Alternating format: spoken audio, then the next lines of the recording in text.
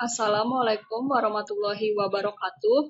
Pada pertemuan kali ini, kita akan membahas tentang Badan Usaha dalam Perekonomian Indonesia. Namun, sebelumnya, izinkan saya perkenalkan diri terlebih dahulu. Nama saya Indah Kartika, saya dari jurusan Pendidikan Ekonomi. Berikut ini adalah konten yang akan kita bahas, namun karena keterbatasan waktu, kita hanya akan membahas beberapa konten saja. Yang pertama ada konsep badan usaha milik negara, perusahaan perseroan, perusahaan jawatan, perusahaan umum, badan usaha milik daerah, koperasi, dan yang terakhir badan usaha milik swasta. Badan usaha adalah kesatuan yuridis, teknis, dan ekonomis yang bertujuan untuk mencari laba atau keuntungan.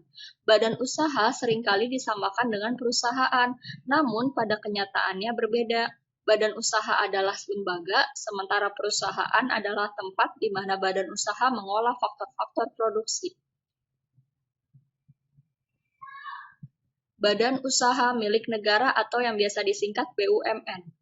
BUMN adalah perusahaan yang dimiliki baik sepenuhnya, sebagian besar, maupun sebagian kecil oleh pemerintah, dan pemerintah memberikan kendali terhadapnya.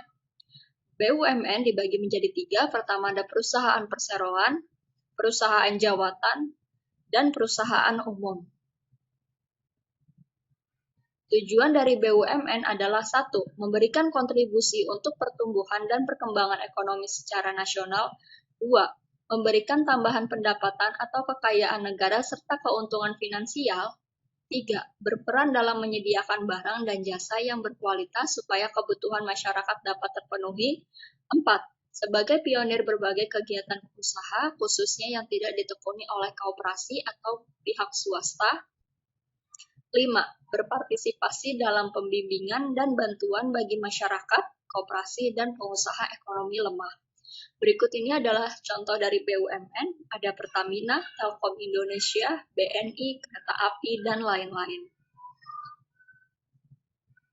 Perusahaan perseroan atau persero. Persero adalah BUMN yang berbentuk perseroan terbatas atau biasa disingkat PT. Dengan modal atau saham paling sedikit sebesar 51% dimiliki oleh pemerintah dengan tujuan untuk meraih laba. Tujuan pendirian dari persero adalah menyediakan barang dan jasa dengan kualitas tinggi dan daya saing kuat untuk memperoleh keuntungan dan meningkatkan nama perusahaan. Ciri-ciri dari persero adalah 1. Pendirian diusulkan oleh Menteri kepada Presiden. 2. Pelaksanaan pendirian dilakukan oleh Menteri dengan memperhatikan undang-undang. 3. Status berupa perseroan terbatas yang diatur berdasarkan undang-undang. Berikut ini adalah contoh dari persero, ada BNI, PT PP, dan Kimia Farma. Perusahaan jawatan. Perusahaan jawatan atau yang biasa disingkat Perjan adalah sebagai salah satu bentuk BUMN memiliki modal yang berasal dari negara. Besarnya modal perusahaan jawatan ditentukan melalui APBN. Perjan bertujuan memberikan pelayanan kepada masyarakat.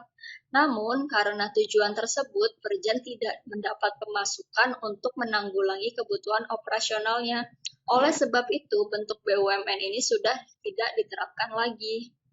Ciri-ciri Perjan adalah memberikan pelayanan kepada masyarakat, merupakan bagian dari suatu departemen pemerintah, dipimpin oleh seorang kepala yang bertanggung jawab langsung kepada menteri atau dirjen departemen yang bersangkutan, dan yang terakhir status karyawannya adalah pegawai negeri. Berikut ini adalah contoh dari Perjan, yakni PT Kereta Api Indonesia adalah sebelumnya PJKAI atau Perusahaan Jawatan Kereta Api Indonesia. Sekian yang dapat saya sampaikan. Mohon maaf apabila ada kekurangan dan kesalahan. Wassalamualaikum warahmatullahi wabarakatuh. Terima kasih.